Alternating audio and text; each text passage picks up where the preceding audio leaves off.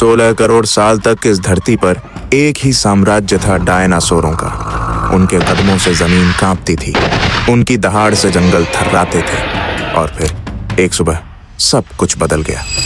आसमान से एक चमकती रोशनी गिरी, इतनी तेज कि सूरज भी फीका पड़ गया। पलक झपकते ही धरती हिलने लगी और फिर आया वो धमाका। एक ऐसा धमाका जिसने इतिहास को 2 हिस्सों में बांट दिया, उसके पहले और उसके बाद। वो कोई आम हादसा नहीं था, वो था कयामत का दिन। एक विशाल उल्कापिंड जो एक छोटे शहर जितना बड़ा था, 65,000 किलोमीटर प्रति घंटे की रफ्तार से धरती से टकराया। हर तरफ आग, धुआं, चीखें और मौत थी। जिन्होंने कभी इस धरती पर राज किया था, वे आज हवा में उड़ती राख बन गए थे। और ये सब अचानक नहीं हुआ, ये था एक धीमा पर अटल खात्मा, एक ऐसी तबाही जिसने धरती के हर कोने को बदल दिया।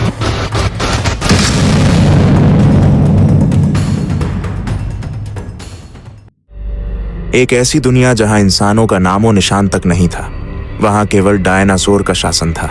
लगभग 23 करोड़ साल पहले पृथ्वी पर एक ऐसे जीवों का राज था जिनकी ताकत, आकार और खूंखारपन ने पूरी दुनिया को दहलाकर रख दिया था। ये डायनासोर कोई आम जानवर नहीं थे, ये थे जंगलों के राजा, आसमान के मालिक और समंदर के भी दानव। उनकी दुनिया थी एक ऐसी दुनिया जिसमें जीवन अपने नियम खुद बनाता था और जिनके अनुसार हर जीव को जीना या मरना था। डायनासोर का आकार बहुत ही भिन्न था। कुछ इतने छोटे थे कि उनका वजन एक आदमी के बराबर भी नहीं होता था, लेकिन उनमें फुर्ती, चालाकी और शिकार की कला ऐसी थी कि वे अपने से कई गुना बड़े जीवों को भी शिकस्त दे सकते थे। वहीं दूसरी ओर ब्रेकियोसॉरस जैसे विशालकाय डायनासोर थे, जिनकी लंबाई 80 फीट से भी ज्यादा थी। उनका शरीर भारी था, मगर वे अपनी शांति और धीरे धीरे चलते हुए कदमों से पूरी पृथ्वी को थरथराते थे। उनकी मौजूदगी से जंगल में कोई भी पक्षी तक शोर नहीं मचाता था। टायरेनोसोरस रेक्स का नाम तो आज भी खौफ पैदा करता है। ये डायनासोर मांसाहारी था और इसका जबड़ा इतना शक्तिशाली था कि एक बार जब उसने किसी जीव को पकड़ लिया तो उसे बचना नामुमकिन था।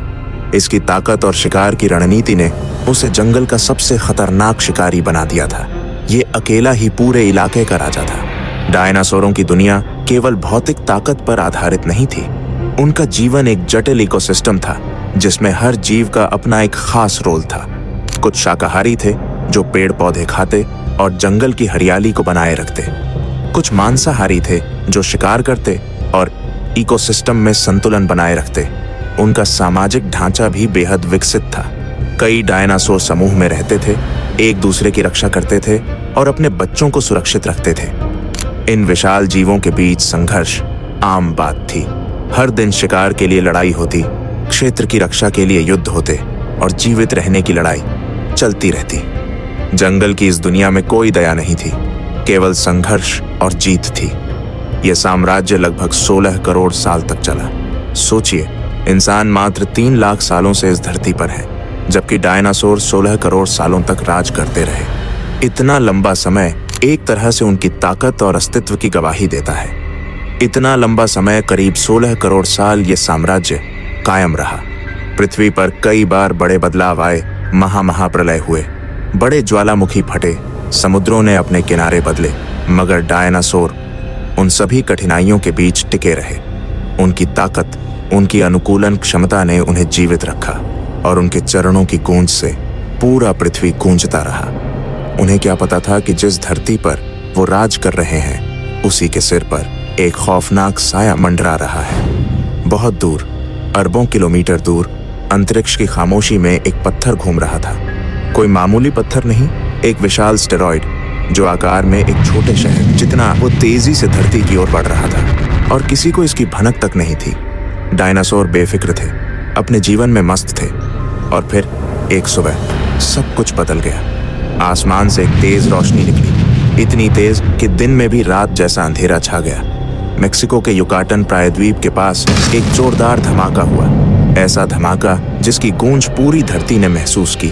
स्टेरॉइड 65,000 किलोमीटर प्रति घंटे की रफ्तार से धरती से टकराया। टक्कर इतनी जबरदस्त थी कि लाखों मेगाटन TNT के बराबर एनर्जी पैदा हुई। पूरा इलाका जल उठा, जमीन कांप उठी और धरती का संतुलन तक डगमगा गया। धरती पर जो धमाका हुआ उसने पूरे पृथ्वी को झकझोर कर रख दिया था। जमीन में इतना कंपन हुआ कि दूर दूर तक भूकंप की गर्जना सुनाई दी। महासागर के विशाल पानी अचानक हिल गए और सुनामी की लहरें इतनी ऊंची उठीं कि वे समुद्र के किनारे आने लगे। सभी जीवों के लिए मौत लेकर आया। जंगल, जो डायनासोरों का घर था, धुएं और आग की चादर में लिपट गया। पेड़ पौधे जलने लगे। आग की लहरों ने जंगलों को जलाना शुरू कर दिया। लेकिन उल्कापिंड की टक्कर की वजह से पैदा हुई तबाही सिर्फ इन्हीं तक सीमित नहीं थी। उस विशाल धूल के बादल ने सूरज की रोशनी को लगभग पूरी तरह रोक दिया। धरती पर अंधेरा छा गया जो महीनों तक बना रहा। ठंड ने धरती को अपनी गिरफ्त में ले लिया। एसिड रेन बरसने लगी और समुद्रों का तापमान भी गिरने लगा। हर तरफ चीखें, दहाड़े और मौत का सन्नाटा छा गया था। पौधों का जीवन तबाह हो गया, जो डायनासोरों के भोजन का मुख्य स्रोत थे। बिना भोजन के शाकाहारी डायनासोर धीरे धीरे कमजोर होने लगे। उनकी संख्या दिन ब दिन घटती गई और उनकी कमजोरी मांसाहारी डायनासोरों के लिए भी खतरा बन गई। इस तरह एक के बाद एक डायनासोर की प्रजातियां लुप्त होने लगीं। कुछ डायनासोर इतने कमजोर थे कि वे चलते चलते गिर पड़ते और फिर कभी उठ नहीं पाते थे। कुछ महीनों में लगभग 75% जीव जंतु इस प्रलय में खत्म हो गए। एक पूरी दुनिया जो करोड़ों सालों से मौजूद थी, अचानक इतिहास बन गई। लेकिन इस विनाश प्रलय के बाद भी जीवन ने हार नहीं मानी। इस विनाश के बाद पृथ्वी ने नए रूप में जन्म लिया। इस तबाही के बीच कुछ जीव जंतु ऐसे भी थे जो टिके रहे। छोटे छोटे कम खाने वाले जीव, जिनका अस्तित्व जानलेवा हालातों में भी बचा रहा। यही जीव बाद में पृथ्वी पर जीवन को फिर से खिलने फूलने का मौका देने वाले थे। यही वो समय था जब धरती ने एक नया मोड़ लिया। जैसे जैसे समय बीता गया, वैसे वैसे पृथ्वी ने अपनी घावों को धीरे धीरे भरना शुरू किया। धूल के बादल घटे, सूरज की रोशनी फिर से धरती पर चमकने लगी।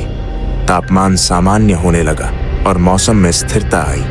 लेकिन उस तबाही के बाद का जीवन पहले जैसा कभी नहीं था।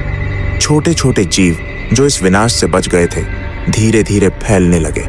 वे छोटे स्तनधारी थे जो रात में सक्रिय रहते थे और अपनी छोटी छोटी खूबियों की वजह से प्रकृति के कठोर नियमों में जिंदा रह पाए। ये छोटे स्तनधारी धीरे धीरे नए आकार और रूप लेने लगे।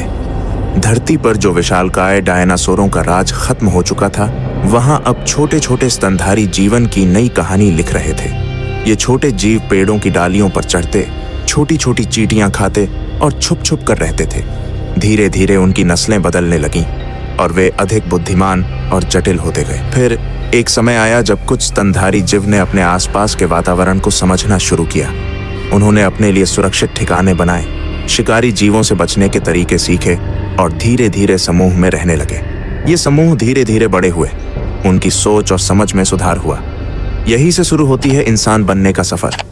अगर आपको वीडियो पसंद आया हो तो वीडियो को लाइक और चैनल को सब्सक्राइब करें। धन्यवाद।